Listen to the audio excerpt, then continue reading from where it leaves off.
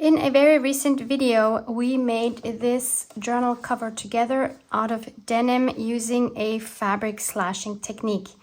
If you've missed this video and would like to see how we made this, please check the link below. And when I was looking at this, I thought the real challenge would be to make something like this out of paper. So that's what we're going to do today. So obviously I want my cover paper, the paper that I'm going to use instead of the denim here, to be sturdy, but yet I want it to be flexible. So I was looking at this piece here, which came from dear Elena, one of my viewers from Greece. Hello, Elena. Thank you again for this envelope and for this inspiration. So this is obviously a waxed envelope and it's perfect for a journal cover. Obviously, you don't have this envelope, so let's make a wax paper together. I'm going to stick to approximately this size, so a little kind of square format. And I was going through which papers to use. Something I would not recommend, although you could obviously, is using book page, just because when you wax it, obviously the text from the other side will come through. So if you don't mind that, then go ahead and use book pages. You see how transparent this is. I mean, it looks so cool. It feels so great. So of course you could use something like this, but it does kind of disturb me that I see both texts, the back and the front.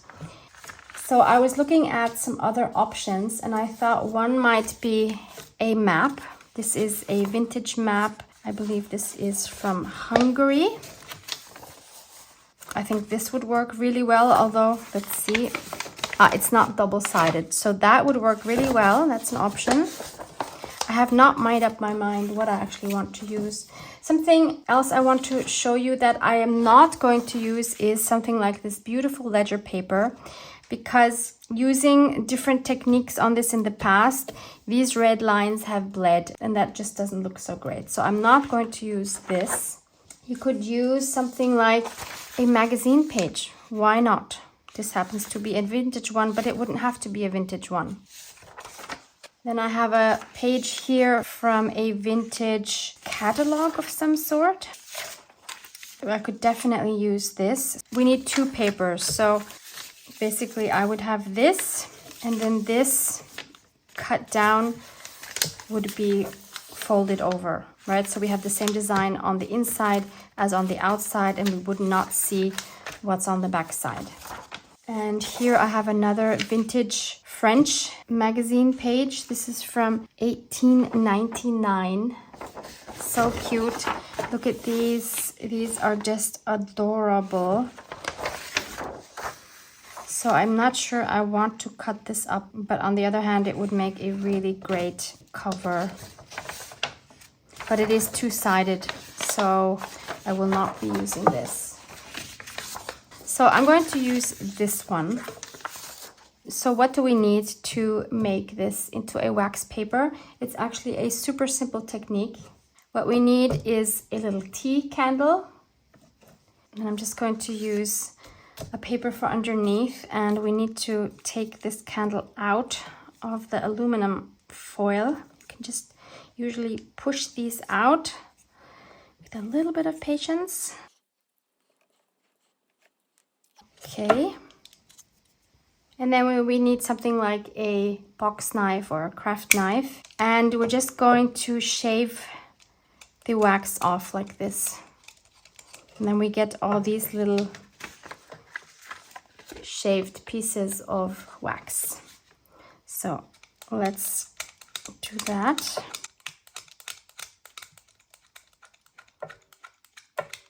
And you need less than you probably think, is what I learned.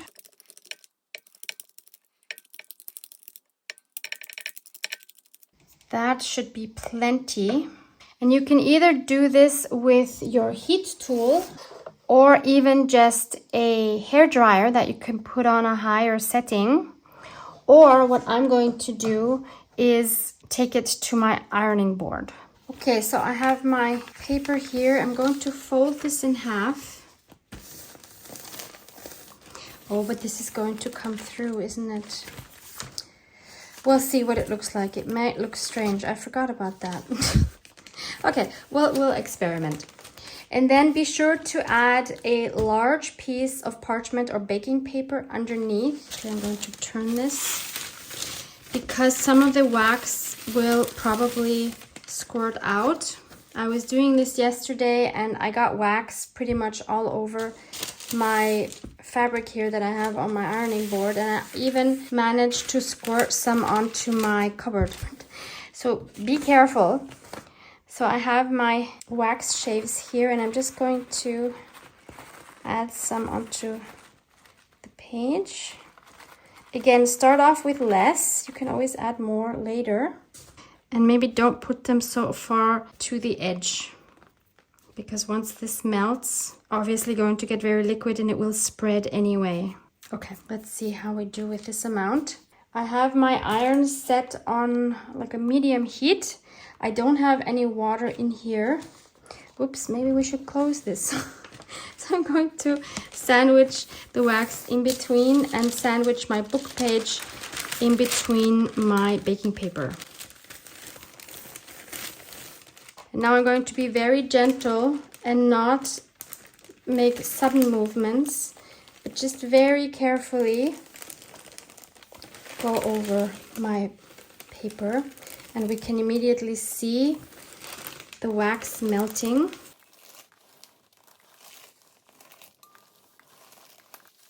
And I can also see where it needs more. You can also see it squishing out here. So good thing that we had a larger baking paper underneath.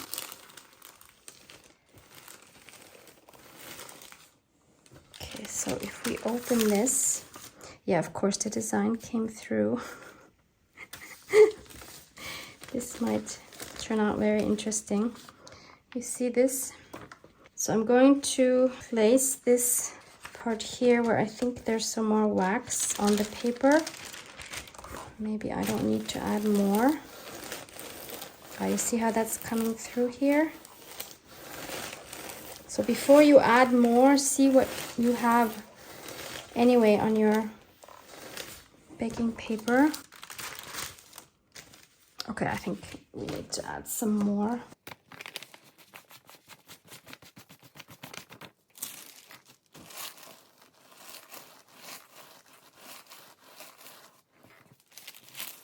So now I'm just missing this piece down here. Okay, I made a few more shavings. By the way, don't worry, your paper will not stick together. So let's just add a few more here. Oh, and there's another spot. Oh, that's the same spot, Barbara. Okay, let's finish this off. There we go. So now everything has melted. This should dry just a few minutes and then it's dry to the touch. But of course, yeah, we have this Santa Claus person and this obviously on both sides. Oh my goodness, I was not thinking. So second try, I'm going to use this Hungarian map paper, which is blank on one side. So this should work better. Made some more shavings. That should be more than enough.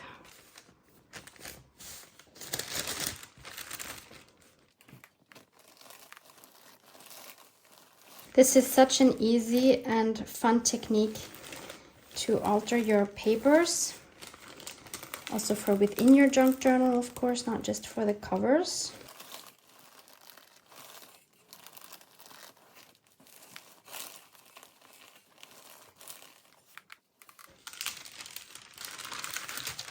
Okay, we need a little more up there.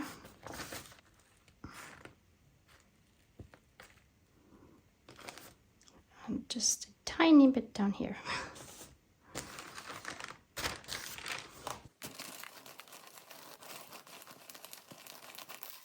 The thicker the coat of wax, of course, the sturdier your paper is going to be in the end.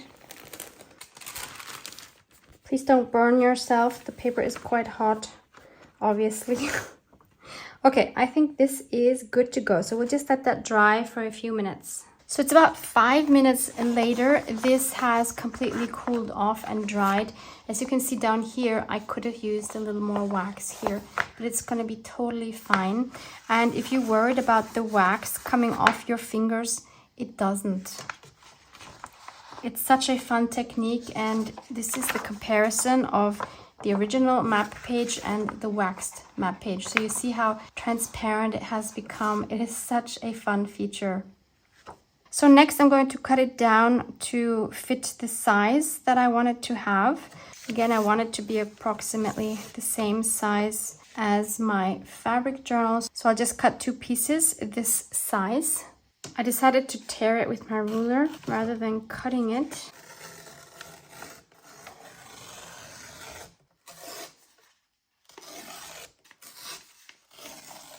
So I have my pieces here. Are they perfect? No. Do I need them to be perfect? No. Okay, so we have an outside and we have an inside. So they will be put together like this so that we have the map showing on both sides. And for the inside layers, I'm going to use some sewing patterns. So this is very thin tissue paper. You don't have to use sewing papers. You can use regular tissue paper.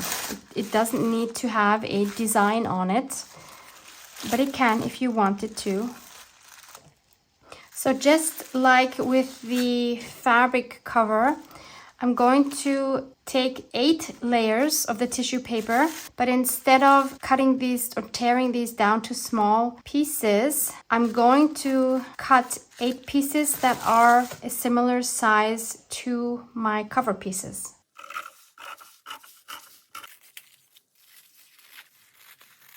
So I have my 8 layers in between.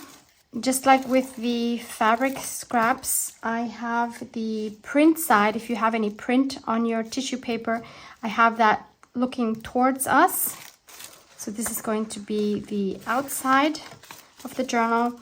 And I didn't cut these exact on purpose because I want some of them peeking out. I like the raggedy look.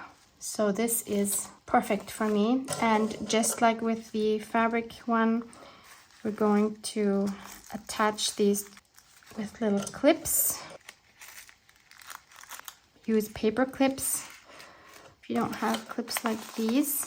So on this one, if you've seen that video, we just sewed one direction, then we had 6 stitches going across and then sewed down. So this is one continuous line. But on this one, I want to do it differently because I want this to look very raggedy. I want this to have lots of threads peeking out. So I'm going to sew individual rows. I'm going to leave about the same distance that I have here. So like a centimeter approximately. And sew all the way across my cover. So this is what it looks like once I've sewn all the individual lines. So we have the ends of the threads on the top and the bottom. So as I mentioned, I love having the threads hanging out, but obviously you could cut them short if that's not a look you'd like. So this is what the inside looks like. And so now, just like with the fabric cover, we're going to cut between these sewn lines. Just as before, I'm going to cut first just the top layer, which is our waxed paper. This is of course a lot easier than with the fabric. And I'm cutting all the way through, end to end, like that. And obviously we cannot put this into our washing machine. So if we want the papers from underneath to come out, I think it makes sense to cut some of this wax paper off so that we have a bigger gap for the papers to come through. So I'm just cutting off a bit of both sides so that the gap in the middle gets bigger. Approximately like this. And I'll do that for all of the gaps to start out with. So just cut down the middle, or maybe we could even make 2 cuts so that let's see. Let's do this one like I just showed you.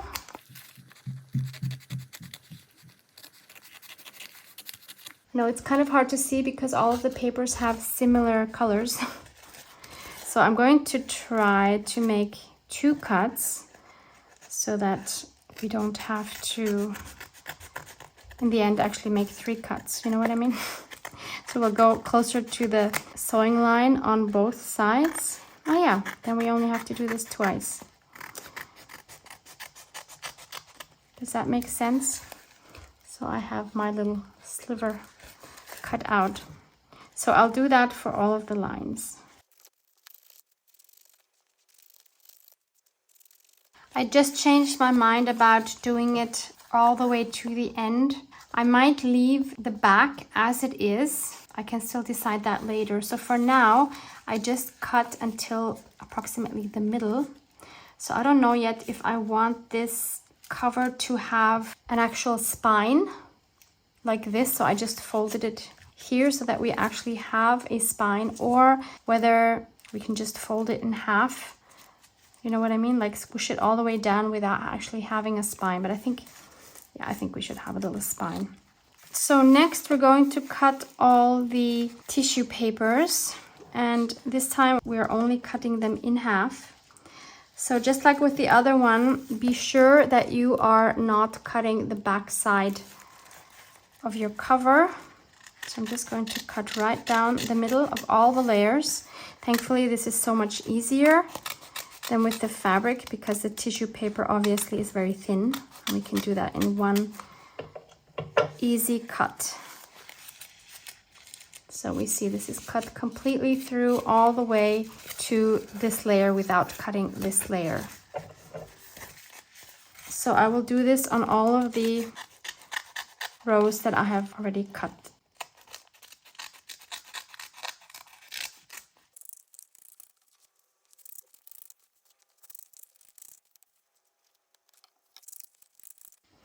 Okay, so I have all of the lines cut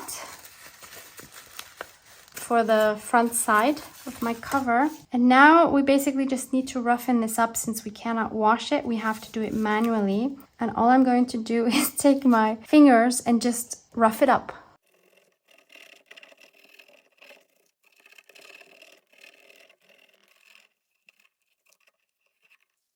You can bend these waxed papers up a bit to make it a little bit easier.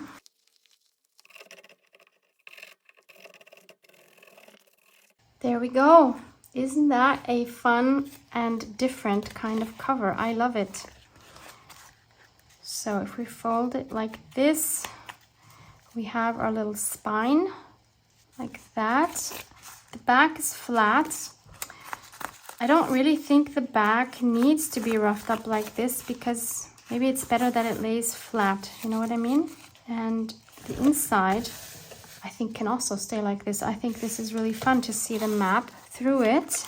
Now we could leave it as it is. I think this is a super fun cover just like this, or we can decorate this further by adding something on the top. What I had in mind is my tea bag snippet roll. I have a video on how I made this one, which I will also link for you below in case you missed it. And I think this might be a great addition to our cover. So this is what it looks like, and we could of course embellish it further if we like. But I think this would be super cute on top. Of course, we are covering quite a bit of our beautiful cover. But I just love how this looks. We could maybe even tear some of these parts off so that we see a little bit more of the cover if we wanted to. Yep, I need to do this. It's calling to me. So I'm going to tear this.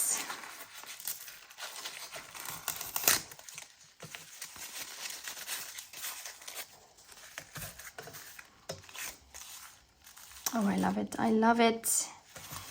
And then, even though I love seeing that these are tea bags underneath, I do want to tear some of these off because I want this piece a lot more irregular than it is.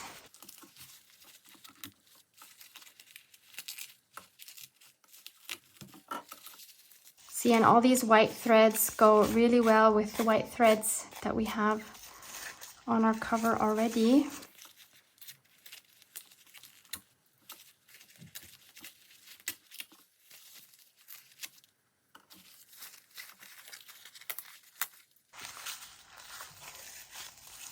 Wow, I'm in love with this. I did not envision this when I made that snippet roll, but this is the perfect project for it. Yes, I'm just going to take some tacky glue to attach this to the cover.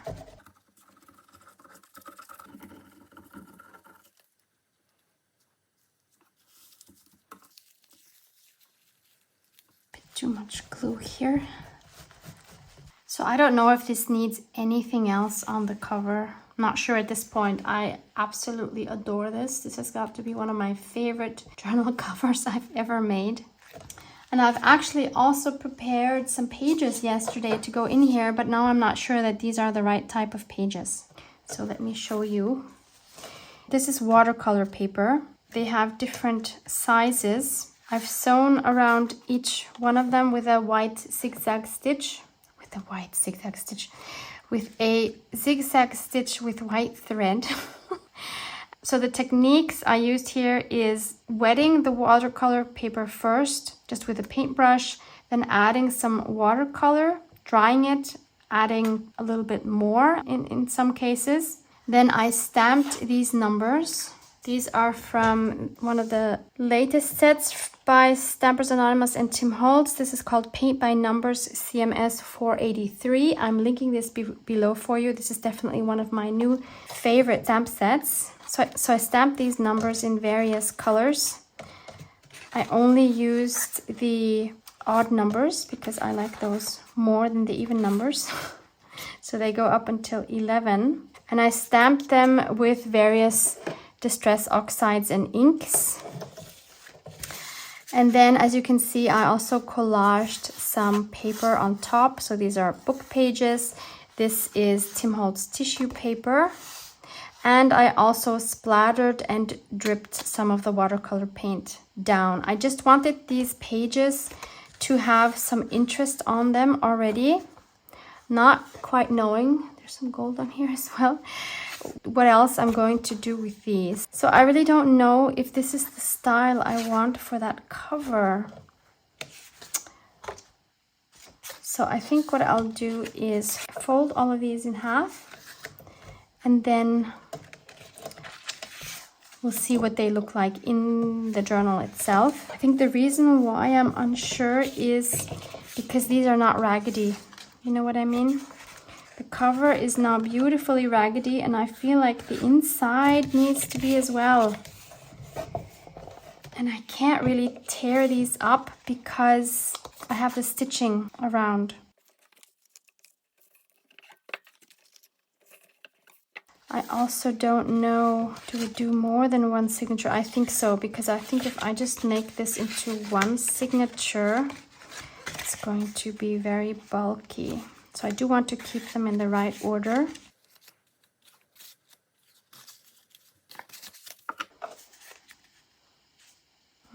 They're not as bulky as I thought, but of course it depends what we put on them. If I add ephemera, then obviously this will get a lot bulkier, and then it would be better to have 2 or even 3 signatures.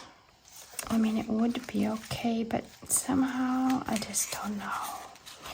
Okay, let's do this. 2, 2, and 2. So if we have 3 signatures, yeah, I think that spreads out a lot more even. Yeah, that would definitely be better. You see these lay in here a lot nicer than if I just have one. But I'm really not sure if this is what I want in here.